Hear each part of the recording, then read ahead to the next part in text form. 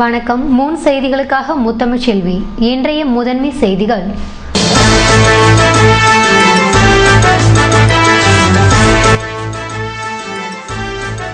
மணவெளியில் மதுக்கடை இயக்க எதிர்ப்பு. சட்டமன்ற உறுப்பினர் நமச்சிவாயம் தலைமையில் அனைத்து கட்சியினர் பூட்டு போட்டு பூட்டி போராட்டம்.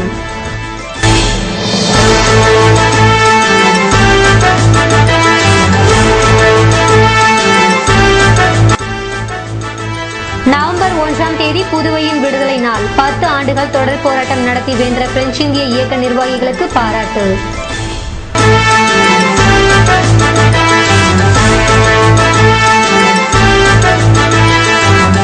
பூர்வீக ஆதி திராவிடர்கள் விகிதாசாரப்படி பணி நிரந்தரம்.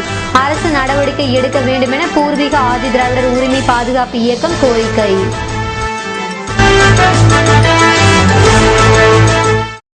இனி விரிவான செய்திகள். புதுவை வில்லியனூர் அருகே உள்ள மணவெளியில் மதுக்கடை இயக்க எதிர்ப்பு தெரிவித்து அனைத்து கட்சியினர் மறியலில் ஈடுபட்டதுடன் கடையை பூட்டி போராட்டம் நடத்தினர். வில்லியனூர் அருகே உள்ள மணவெளி திருக்காஞ்சி ரோட்டில் குடியிருப்பு பகுதிக்கு அருகாமையில் அரசு நிறுவனம் சார்பில் மதுக்கடை திறந்துள்ளதற்கு எதிர்ப்பு தெரிவித்து நாம் தமிழர் கட்சியினர் முற்றுகை போராட்டம் நடத்தியதால் கைது செய்யப்பட்டனர். இருப்பினும் அப்பகுதியில் மதுக்கடை அமைந்திருக்க பொதுமக்கள் விரும்பவில்லை. இதனால் தொடர் போராட்டங்களை நடத்த முடிவெடுத்துள்ளனர்.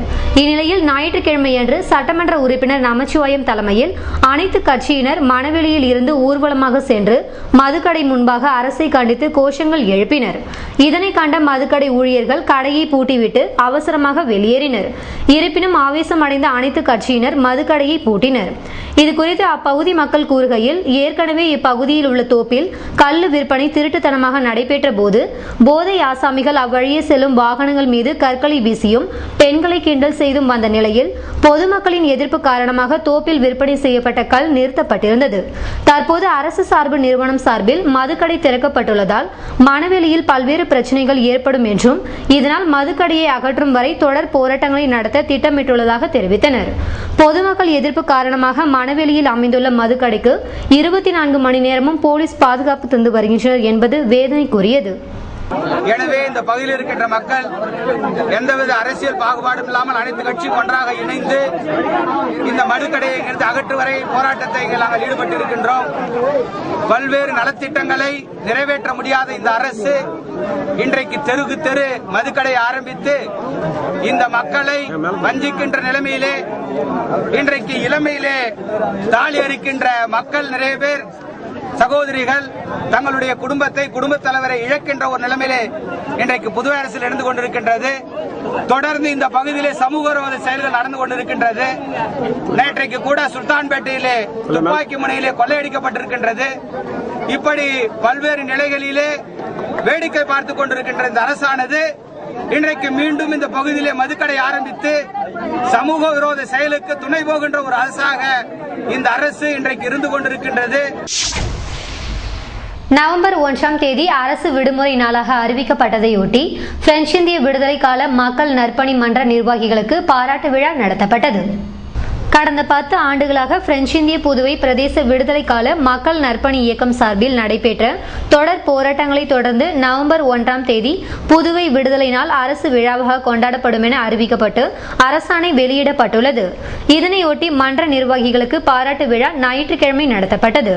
நிர்வாகிகளுக்கு பூர்ண கும்ப மரியாதை அளிக்கப்பட்டு பாராட்டு கூட்டம் நடத்தப்பட்டது. இயக்க தலைவர் சிவராஜ் தலைமை தாங்க பொதுச் செயலாளர் தீனதயாளன் வரவேற்றார். இதில் இயக்க நிர்வாகிகள் மற்றும் உறுப்பினர்கள் பங்கேற்றனர். விழாவில் தியாகி பென்ஷன் வழங்க வேண்டும் என வலியுறுத்தி டில்லிக்கு சென்று பிரதமர் நரேந்திர மோடியை சந்தித்து முறையிடுவதென தீர்மானம் நிறைவேற்றப்பட்டது. பூர்வீக ஆதி திராவிடர்களின் விகிதாசாரப்படி பணி நிரந்தரம் செய்ய வேண்டும் என பூர்வீக ஆதி திராவிடர் உரிமை பாதுகாப்பு இயக்கம் வலியுறுத்தியுள்ளது. புதுவை ஜவஹர் நகர் பூமியான் பெண் சமுதாய நலக்கூடத்தில் புதுச்சேரி பூர்வீக ஆதி திராவிடர் உரிமை பாதுகாப்பு இயக்கம் தலைவர் தெய்வநாயகம் தலைமையில் ஆலோசனை கூட்டம் நடைபெற்றது. இதில் பல்வேறு தீர்மானங்கள் நிறைவேற்றப்பட்டன. புதுச்சேரி மாநிலத்தில் வாழ்கின்ற பூர்வீக மக்களுக்கு கடந்த காலத்தில் கல்வி அறிவு குறைவு காரணமாக தங்கள் பிறந்த பதிவை பதிவு செய்யாமல் விட்டுவிட்டார்கள். அதன் காரணமாக தங்கள் சாதி சான்றிதழ் பெற முடியாமல் அல்லல் படுகின்றனர். இதை களைவதற்காக ஆதாரம் இல்லாத பூர்வீக மக்களை கணக்கெடுத்து ஒவ்வொரு வருவாய் கிராமத்தில் மாநிலத்திலும் வருவாய் அதிகாரிகள் குழு அமைத்து அக்குழுவில் எங்கள் இயக்கத்தை சேர்ந்தவர்கள் துணையோடு கணக்கெடுக்க வேண்டும். சென்டாக் மூலம் தேர்வு செய்யப்படும் அனைத்து ஆதிதிராவிடர் மாணவர்களுக்கும் அந்தந்த நிர்வாகம் நியமிக்கின்ற அத்தனை தொகையையும் சிறப்பு கூறு நீதி மூலம் முழுமையாக செலுத்த வேண்டும். ஆதிதிராவிட கல்லூரி மாணவர்களுக்கு வழங்குகின்ற உதவி நிதியை இரட்டிப்பாக்க வேண்டும். வேலைவாய்ப்பு அலுவலகம் மூலம் இல்லாமல் பணி அமர்த்தியவர்களை பணி நிரந்தரம் செய்யும் போது பூர்வீக ஆதி திராவிடர்கள் விகிதாசாரப்படி பணி நிரந்தரம் செய்ய வேண்டும். ஆள் குறையும் பட்சத்தில் உடனே ஆதி திராவிடர்களை விகிதாசார அடிப்படையில் புதியதாக பணி அமர்த்த வேண்டும். புதுச்சேரி அரசியல்வாதிகளுக்கு ஒரு சில சட்டமன்ற உறுப்பினர்களும் சமீபத்தில் உச்சநீதிமன்றம் வழங்கிய தீர்ப்பை படிக்க தெரியாமல் அதன் உள் அர்த்தம் புரிந்து கொள்ளாமல் தான் தோன்றித்தனமாக பேசுவதை இக்கூட்டம் மிகவும் வன்மையாக கண்டிக்கின்றது என தீர்மானம் நிறைவேற்றப்பட்டது. புதுவை காமராஜ் சாலையில் நடைபெற்ற இலவச மருத்துவ முகாமில் அப்பகுதி மக்கள் பங்கேற்று பயன்பெற்றனர். Lions club of MGF Pondicherry aerocity சார்பில் காமராஜ் சாலையில் இலவச மருத்துவ முகாம் நடைபெற்றது. இதில் சர்க்கரை நோய் பரிசோதனை ஆலோசனை வழங்கப்பட்டது. லைன் கிளப் தலைவர் சுபக்குரல், செயலாளர் சதீஷ் மற்றும் ஜானகிராமன், ஜனார்த்தனன், மகாராஜன், செந்தில் மற்றும் பலர் கலந்து கொண்டனர். புதுவை அரசு மருத்துவமனையில் மனிதநேய மக்கள் சேவை இயக்கத்தினர் இரத்த தானம் மேற்கொண்டனர். மனிதநேய மக்கள் சேவை இயக்கமும் உருளையன்பேட்டை தொகுதி அகில இந்திய NR காங்கிரசும் ஸ்ரீ சுமதி அறக்கட்டளை இணைந்து நடத்தும் இரத்த தான முகாம் இந்திராகாந்தி அரசு பொது மருத்துவமனையில் நடைபெற்றது. முகாமினை சட்டமன்ற உறுப்பினரும் அரசு கொறடாவுமான நேரு துவக்கி வைத்தார். மனிதநேய மக்கள் சேவை இயக்க இளைஞர் அணி தலைவர் விநாயகம் தலைமையில் சுமார் 100க்கும் மேற்பட்டோர் இரத்த தானம் செய்தனர். இதில் உருளையன்பேட்டை தொகுதி அகில இந்திய NR காங்கிரஸ் பிரமுகர்களான ராமலிங்கம், சிவராஜ், கலியன், ஜெயராஜ், மோன்சூர் மற்றும் மனிதநேய மக்கள் சேவை இயக்க இளைஞர் அணியை சேர்ந்தவர்களும் இரத்த தானம் செய்தனர்.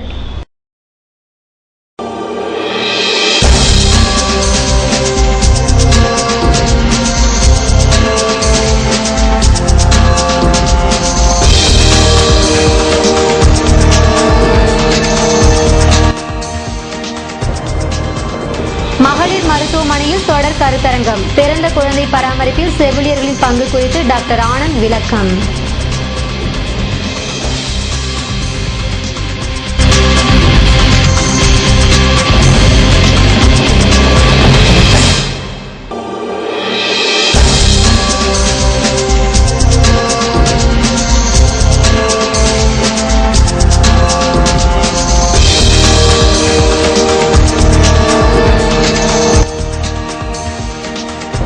சுல்தான்பேட்டையில் பள்ளி தாளாளரை தாக்கி பல லட்சம் பணம் நகை கொள்ளையால் கடும் பீதி.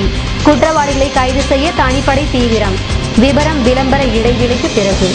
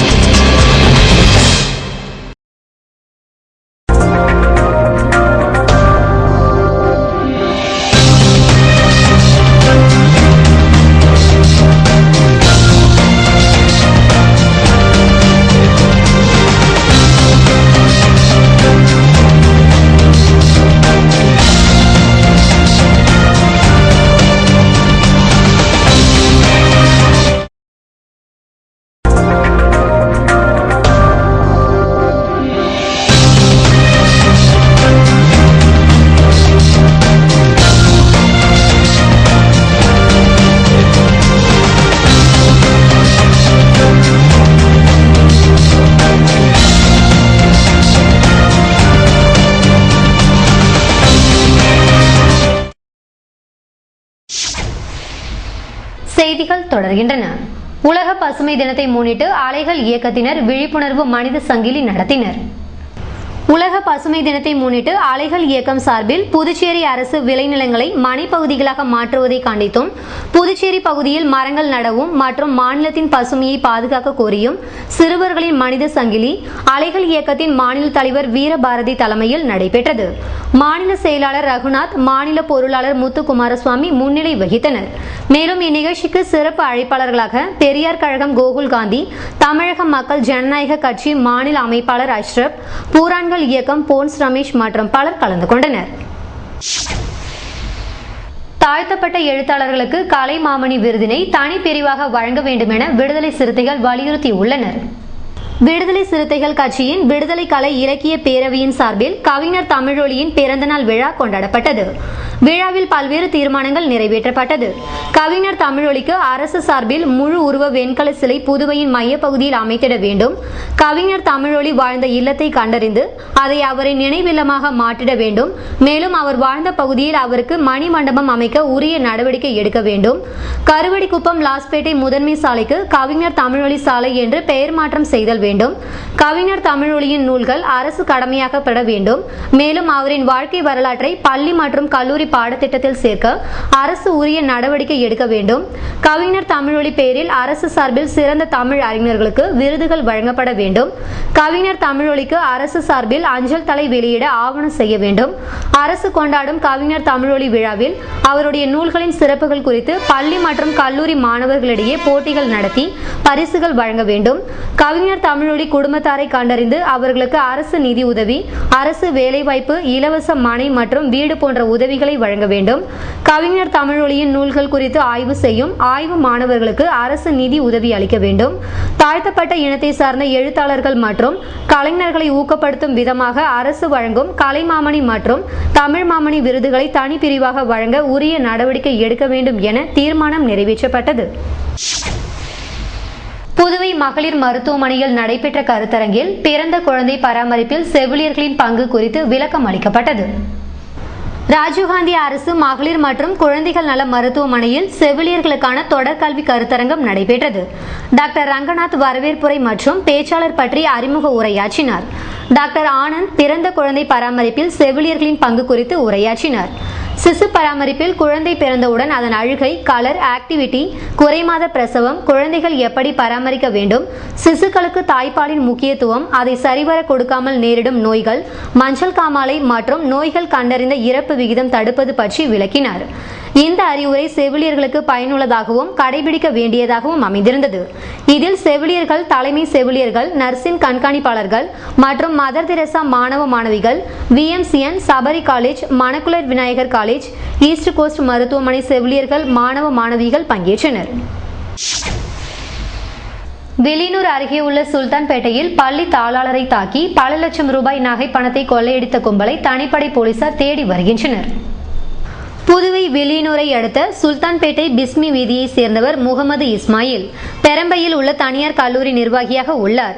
நேற்று முன்தினம் அப்துல் ரஹ்மானும் முகமது இஸ்மாயிலும் தனது குடும்பத்தினருடன் வீட்டில் தூங்கிக் கொண்டிருந்தனர். நேற்று அதிகாலை 5 மணியளவில் தொழுகைக்கு செல்வதற்காக அப்துல் ரஹ்மான் வீட்டு கதவை திறந்து வெளியே வந்தார். அப்போது வேகமாக வந்த ஒரு கார் அவரது வீட்டின் முன்பு நின்றது. அதிலிருந்து துப்பாக்கி, கத்தி உள்ளிட்ட பயங்கர ஆயுதங்களுடன் இறங்கிய 5 பேர் கும்பல் அப்துல் ரஹ்மானை வீட்டிற்குள் தள்ளியவாறு திபுதிபுவென நுழைந்தது. அதிர்ச்சியில் உறைந்த அவரை கழுத்தில் துப்பாக்கி வைத்து வலுக்கட்டாயமாக வீட்டிற்குள் அழைத்து சென்ற கும்பல் பின்னர் அங்கு தூங்கிக் கொண்டிருந்த அவரது மகனையும் மிரட்டியது. தொழுகைக்கு செல்ல வேண்டும் என கெஞ்சிய அவரிடம் வீட்டிற்குள்ளேயே தொழுகையை நடத்திக்கொள் என கூறி இருவரையும் கும்பல் கட்டி போட்டது. இதற்கிடையே கொள்ளையர்கள் வீட்டிற்குள் நுழைந்ததை தெரிந்து கொண்ட அப்துல் ரஹ்மானின் மனைவி பின்பக்க கேட்டை திறந்து தப்பிக்க முயன்றார். அப்போது அதனை நோட்டமிட்ட கும்பல் ஓடி சென்று அவரை தாக்கி அவர் அணிந்திருந்த வளையல், செயின், நெக்லஸ் உள்ளிட்ட 25 பவுன் நகைகளை பறித்தது. பின்னர் கை கால்கள் கட்டப்பட்டிருந்த தந்தை, மகன் இருவரையும் பீரோ இருக்கும் அறைக்குள் இழுத்து சென்று சாவியை கேட்டு மிரட்டியது. உயிருக்கு பயந்து சாவியை அடையாளம் காட்டவே அக்கும்பல் அதை எடுத்து பீரோவில் இருந்து பல லட்சம் பணம் மற்றும் நகைகள், கேமரா, செல்போன், ஏடிஎம் கார்டுகளை அள்ளிக்கொண்டு அவர்களை அதே அறையில் வைத்து பூட்டிவிட்டு தலைமறைவானது. பின்னர் அப்துல் ரஹ்மானின் மனைவி பீரோ அறைக்கு சென்று தந்தை, மகன் இருவரையும் கட்டுக்களை அவிழ்த்து மீட்டார். அதன் பின்னர் கூச்சலிடவே அக்கம் பக்கத்தினர் ஓடி வந்தனர். உடனே வெளியூர் போலீசுக்கு தகவல் அளித்தனர். தெற்கு எஸ்பி பைரவசாமி உத்தரவின் பேரில் இன்ஸ்பெக்டர் ரங்கநாதன், சப் இன்ஸ்பெக்டர்கள் ஜெயசங்கர் தலைமையிலான போலீசார் சம்பவ இடத்திற்கு விரைந்து வந்தனர். மோப்பனாய் வரவழைக்கப்பட்டு சோதனை நடத்தப்பட்டது. அது சம்பவம் நடந்த வீட்டில் இருந்து சிறிது தூரம் ஓடி நின்றது. போலீசார் தொடர்ந்து விசாரணை நடத்தி வருகின்றனர். வெளியூர் சுற்று வட்டார பகுதிகளில் கடந்த 1.5 ஆண்டில் வீடு புகுந்து பொதுமக்களை மிரட்டி கொள்ளையடிக்கும் சம்பவம் 4வது முறையாக தற்போது அரங்கேறியுள்ளது. இதனால் அப்பகுதி மக்கள் பீதி அடைந்துள்ளனர். புதுவை தமிழ் ஆட்சி மொழி சட்டத்தை நடைமுறைப்படுத்த வேண்டும் என வலியுறுத்தி தமிழ் அமைப்பினர் கோரிக்கை முழக்க ஆர்ப்பாட்டம் நடத்தினர். புதுவையில் வளர்ச்சித்துறையை உருவாக்கிட விரைந்து நடவடிக்கை எடுக்க வேண்டும். தமிழ் ஆட்சி மொழி சட்டத்தை நடைமுறைப்படுத்த வேண்டும். சிபிஎஸ்இ பாடத்திட்டத்தை மற்ற மாநிலங்களில் உள்ளது போன்று தாய்மொழியில் நடைமுறைப்படுத்த வேண்டும். கட்டாய இந்தி திணிப்பு, சமஸ்கிருத வார கொண்டாட்டங்களை கைவிட வேண்டும். இந்திய வரலாற்று கழகம், மத்திய கல்வி வாரியம் போன்றவற்றில் இந்து மத கருத்துக்களை திணிக்க கூடாது என்ற கோரிக்கையை முன்வைத்து தமிழ் அமைப்பினர் சாரத்தில் கோரிக்கை முழக்க ஆர்ப்பாட்டம் நடத்தினர். வீரமுருகையன், தமிழ்மலன் ஆகியோர் தலைமை தாங்க எல்லை சிவகுமார் வரவேற்றார். இளங்கோ விளக்க உரையாற்ற தமிழ்ச்சங்க தலைவர் முத்து துவக்க உரையாற்றினார். இதில் முன்னாள் சட்டமன்ற உறுப்பினர் சிவா, விடுதலை சிறுத்தைகள் அமைப்பாளர் பாவாணன் ஆகியோர் கண்டன உரையாற்றினர். இதில் பல்வேறு தமிழ் அமைப்பினர் கலந்து கொண்டனர்.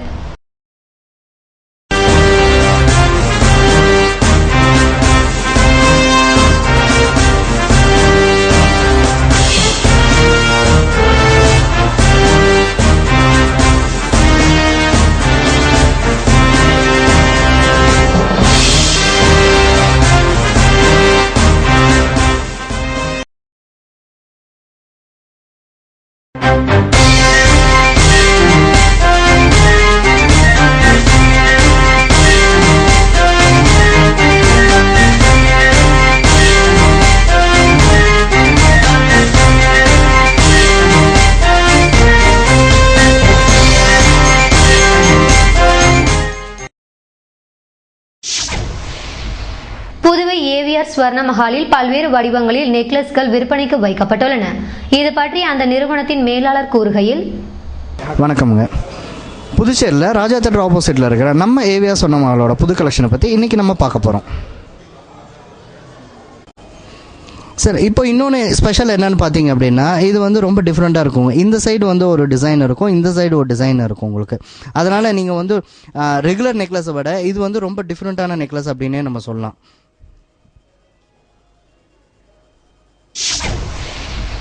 புதுவை கதிர்காமம் கதிர்வேலு சுவாமி கோவிலில் நடைபெற்ற திருவாசக முற்றோதல் நிகழ்ச்சியில் சிவனடியார்கள் பங்கேற்றனர். கதிர்காமம் கதிர்வேல் சுவாமி கோவிலில் ஞாயிறு காலை 8 மணி முதல் மாலை 4 மணி வரை திருவாசகம் முற்றோதுதல் கீதா மூத்தையன் குழுவினரால் நடைபெற்றது. இதில் ஏராளமான சிவனடியார்கள் கலந்து கொண்டு சிவனருள் பெற்றனர். விழா ஏற்பாடுகளை சிவனடியார்கள் செய்திருந்தனர்.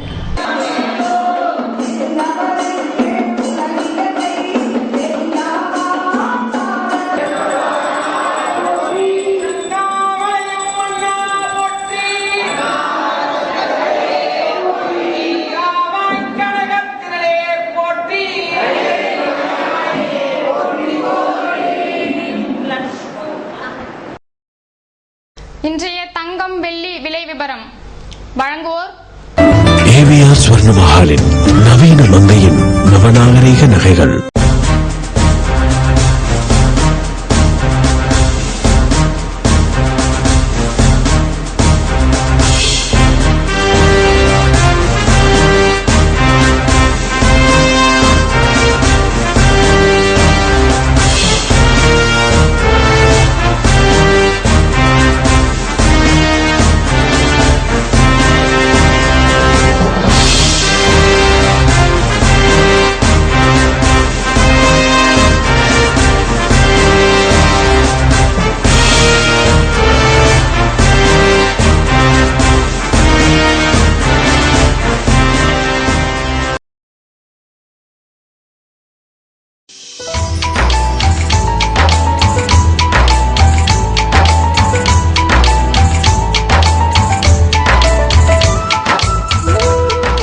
புதுவையில் இன்றைய வெப்பநிலை அதிகபட்சமாக 30 டிகிரி செல்சியஸாக பதிவானது.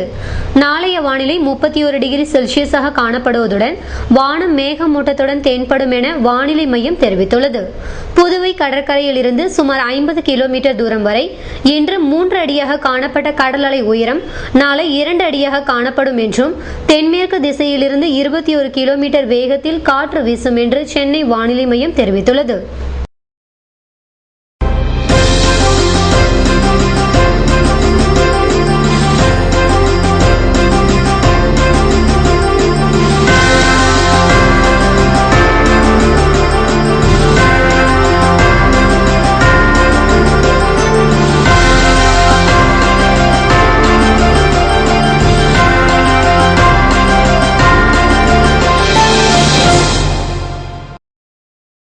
மீண்டும் இன்றைய முதன்மை செய்திகள்.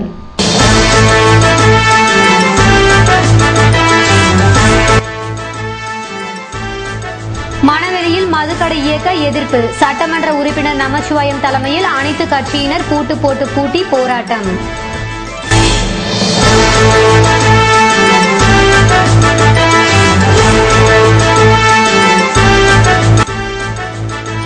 நவம்பர் 1ஆம் தேதி புதுவையின் விடுதலை நாள். 10 ஆண்டுகள் தொடர் போராட்டம் நடத்தி வென்ற பிரெஞ்சு இந்திய இயக்க நிர்வாகிகளுக்கு பாராட்டு.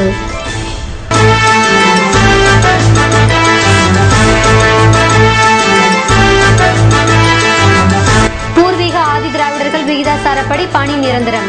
அரசு நடவடிக்கை எடுக்க வேண்டும் என பூர்வீக ஆதி திராவிடர் உரிமை பாதுகாப்பு இயக்கம் கோரிக்கை.